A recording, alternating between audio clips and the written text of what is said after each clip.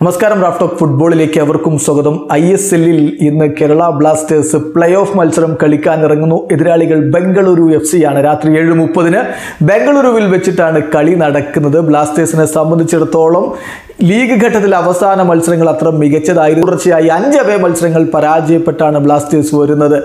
അതേസമയം അവസാനം കളിച്ച കളികളിലൊക്കെ കിടിലൻ വിജയങ്ങൾ നേടിക്കൊണ്ടാണ് ബംഗളൂരുവിൻ്റെ വരവ്.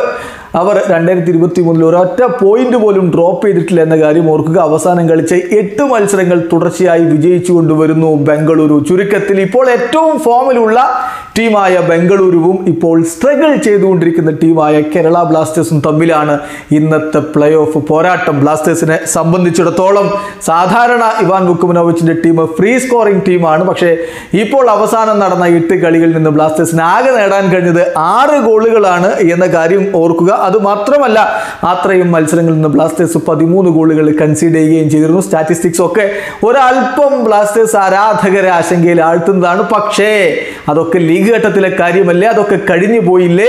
ഇത് പ്ലേ ഓഫ് അല്ലേ. പ്ലേ ഓഫിൽ ഡു ഓർ ഡൈ സിറ്റുവേഷൻ ആണ്. ഒരൊറ്റ കളി, ഇന്നത്തെ കളി വിജയിച്ചാൽ സെമി ഫൈനലിലേക്ക് കടക്കാൻ കഴിയും. അതാണ് ഏറ്റവും പ്രധാനപ്പെട്ട കാര്യം. ഏകപാദ മത്സരമാണ് ഈ പ്ലേ ഓഫ് എന്ന് പറയുന്നത്. ദ്വിപാദ മത്സരങ്ങളില്ല. സെമി ഫൈനലിൽ മാത്രമാണ് ദ്വിപാദ മത്സരങ്ങൾ ഉള്ളത്. അതായത് ഇന്നത്തെ ഒരൊറ്റ കളി അത് വിജയിക്കുക, അടുത്ത ഘട്ടത്തിലേക്ക് പോവുക. അതിന് ബ്ലാസ്റ്റേഴ്സിന് കഴിയുമോ? അതാണ് ആരാധകർ ഉറ്റുനോക്കുന്നത്. ബ്ലാസ്റ്റേഴ്സിന്റെ പരിശീലകൻ ഇവാൻ വുക്കുമനോവിച്ചും നായകൻ ജസൽ കർണിറോയും ഇന്നലെ നടന്ന പ്രീ മാച്ച് പ്രസ് കോൺഫറൻസിൽ മുന്നോട്ട് പോകാൻ കഴിയുമെന്നൊരു ആത്മവിശ്വാസം പ്രകടിപ്പിക്കുകയുണ്ടായി. അതിന് സാധിക്കുമെന്ന പ്രതീക്ഷയോടെ ആരാധകരും കാത്തിരിക്കുന്നു. വീഡിയോ അവസാനിക്കുന്നു. ഫുട്ബോൾ ലോകത്തെ കൂടുതൽ വിശേഷങ്ങളുമായി റാഫ് ടോക്സ് വീണ്ടും എത്താം.